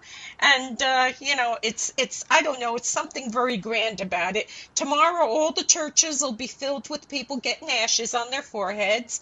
And today, they're all as drunk as lords. So it's crazy, but it's news, and it's happening right now. Something else that's very crazy going on in New Jersey, Morris County. A Morris County honors student is suing her family to pay for her living expenses and her tuition. She moved out. She turned 18 last year, and she did not like rules. She did not like being told, no, you can't go out and get drunk and come back whenever you feel like it. So she left. She walked out. And the family said, that's fine. You can leave. We still love you, but they're not paying for her lifestyle, and they're not going to pay for college when they know she's out doing whatever she's doing. So she's taking them to court. And people are split right down the road. Now, a lot of people say she's got to grow up, and here's what I think. 18 is emancipation. If you walk out of your house when you're 18, you are saying, I'm an adult. Legally, you are an adult. And your parents are no longer responsible to keep you fed, dressed, housed, or anything else. You left their house. That's called emancipation. Emancipation. You're a big boy or girl now. My doctor used to have this great sign that said, if you're tired of your parents complaining and everything, move out now. And then you can take care of your bills and stuff. And I agree. I think she's got to grow up, but I think that somebody is giving her a lot of legal help and telling her, sue your parents. And I think it's really sad because I think families have just been turned upside down. And thing out there that's been overlooked by the majority of scientists for about the last 200 years called the Coriolis effect. And the Coriolis effect impacts everything that you do. People don't realize it. For example, you flush your toilet in the northern hemisphere, it goes the right way. Below the southern hemisphere, it goes to the left. And there's a reason for that, and it's because the Earth is out there spinning and rotating at the same time on an axis around the sun. So that's why there's no water flow down there. But again, that's been overlooked by most of the mainstream scientists. And I've studied that phenomenon for the last, I want to say 30 years, ever since I was part of STS-41, STS-43 back in the 80s and early 90s, when I developed the pollution control cleanup products, the BioBoom, BioSock, and all of those things. And I learned how to make balls in space, perfect balls in a microgravity condition. So that was all part of my learning curve.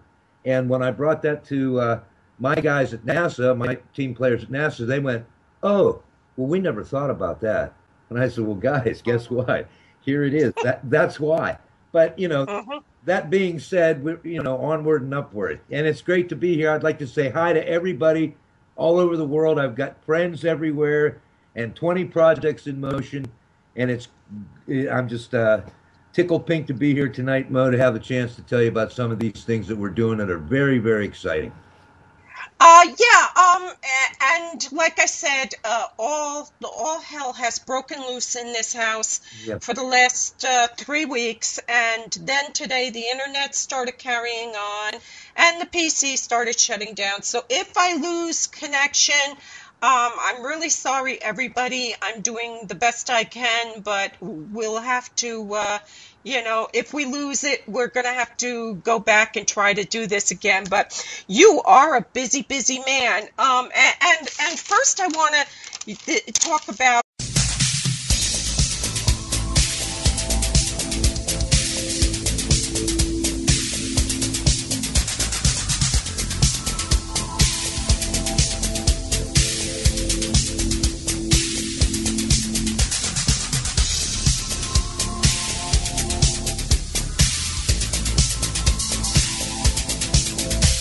opinions expressed by the host, callers, or guests are not those of DreamStreamRadio.com, JAL Media, its advertisers, sponsors, employees, volunteers, or affiliated companies. All content is owned by the presenter of each program and are bound by certain rules and regulations set forth by DreamStream Radio. Any contest aired on any program broadcast on DreamStream Radio are encompassed by the following rules. One winner per family per household. Employees and their immediate family members, volunteers, advertisers, or affiliated companies are not eligible to play or win. Participants are entitled to one prize every 30 days and agree to allow their voice and likeness to be used in any means of transmission for later station promotional broadcast. DreamStreamRadio.com.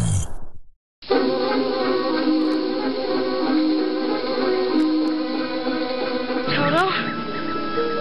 I have a feeling we're not in Kansas anymore. Welcome to Mobanshi's Lair, rocking your world on DreamStreamRadio.com.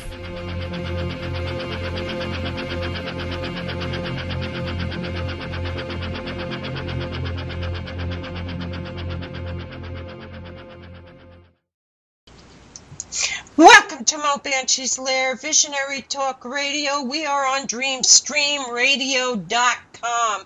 I'm sorry I've been at AWOL, but things got a little crazy here. Poor Teddy went for a colonoscopy and ended up getting surgery, and it's just been really crazy here, but he's doing okay. He's home. Our guest, Dr. Joe Resnick, is in the sidelines waiting. As you all know, children don't want rules, and of course they've learned that from their parent. You don't have to listen to anybody. You don't have to do anything. Well, that comes back and bites you in the arse. So, unfortunately, this is going on in New Jersey. Jerry Lowe is my favorite odd news person in the world, and he posted a chat of a young girl named Rachel, and Rachel was asking a question which Joe can weigh in on. She was asking why water doesn't run off the South Pole. With her Google searches, she wasn't getting any answers. Now, a lot of people were appalled that a woman over 20 didn't understand the concept of gravity and what's holding us all and water and everything else on the earth. But a few years ago, I remember seeing Congressman Hank Johnson express fears about putting more personnel and equipment on Guam, and he was against the buildup of military there. His reason was the Guam could tip over. So, I guess we'll give this girl, Rachel, a pass on this, because we have congressmen who think Guam is going to tip over if we put 20,000 soldiers on. Joe, what do you think about that? Well, I find it incredible, Mo. First, I'd like to say good evening to everybody. And Mo, thanks for having me on. It's been about a year and a half since we've last been on. But, of course, we've kept in communication. And you're on a new platform now. You have a new place where your show's being hosted. So you're going to have a few bugs at first, but you'll get through that. It's great to be on, Mo. Thank you. I love you. You're one of my favorite scientists in the world. Right here, too, with regard to the little girl who's in a quandary about why water won't run uphill down in the bottom. There's this... I'm just so organized with all these problems we've been having with the internet tonight and everything. If you lose me, I'm really sorry about that, guys. Today is Fat Tuesday, Strove Tuesday. Happy Mardi Gras. It's amazing that you can have a drunken woman with her breasts bared and painted like hound dogs in the same 20-foot areas with a man holding a cross like the proverbial centurion in the same area, and no one dies. Nobody has a fight. They're all good with this. I love to watch the Mardi Gras cams the week before, Fat Tuesday or Holy Tuesday. But this week was a little lame. I don't know whether it's the rain or the fact nobody's got any money, but it was a little lame. I didn't see as much craziness as I normally do. Mardi Gras is the big party. That's the day before Lent, and many religions, they give up something for Lent. They give up candy or whatever. Most people give up something that means absolutely nothing to them. But the idea is you're supposed to deny yourself something until Easter Sunday, and of course, nobody does that. But the party down in Mardi Gras down in Louisiana, it's New Orleans is the party of all parties. And if you get a chance to check out their cams, I love to watch the police go with they're on the horses, and at midnight exactly they start clearing the roads, and that's it. That's the end of the party. You can drink it all, but you can't stand in the roads anymore. It's back open to traffic and everything. It's really something to watch, and I think that's